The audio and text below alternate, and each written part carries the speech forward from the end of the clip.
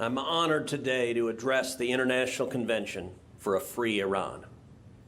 I know that we are deeply concerned about much of what's happening in Washington, D.C., where the Biden administration is rushing to dismantle the sanctions against the Ayatollah Khamenei and the mullahs. The Iranian regime's malign activities are well known. Missile proliferation, seeking the destruction of America and our allies, including Israel. Creating terror states within states in Iraq, in Yemen, in Lebanon. Floating the Assad regime in Syria. Funding and directing terrorism across the globe. And of course, inside Iran, over and over again, committing unthinkable human rights atrocities. When we're talking about the future of Iran, it is my belief that we need to collapse the regime. This used to be a very straightforward and broadly accepted idea. But 6 years ago, President Obama entered the United States into the catastrophic nuclear agreement with Iran. As you all know far too well, the deal put the Ayatollah on a path to building a nuclear arsenal. A nuclear arsenal that he would be all too happy to use against us and against our allies.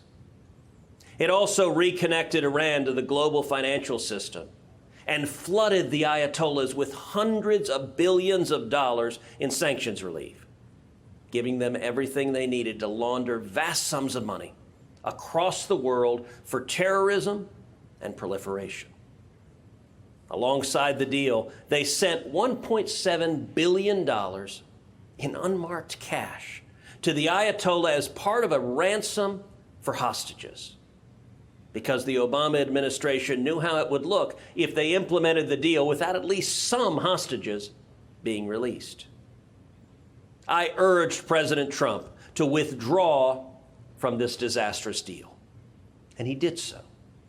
Then he took significant and meaningful steps to reverse course and to impose maximum pressure, diplomatically isolating Iran, including taking out Soleimani, a designated terrorist responsible for the deaths of at least 603 American servicemen and women.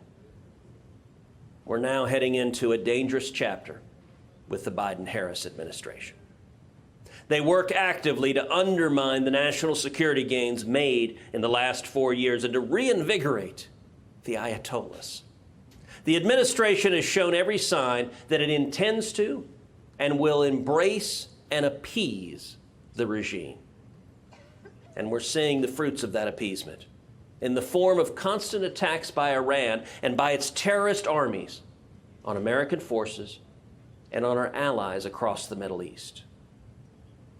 Make no mistake, I will continue leading the fight in the Senate to hold the Iranian regime accountable for their malign activities and to return U.S. policy to one of maximum pressure until this evil and despotic regime finally collapses.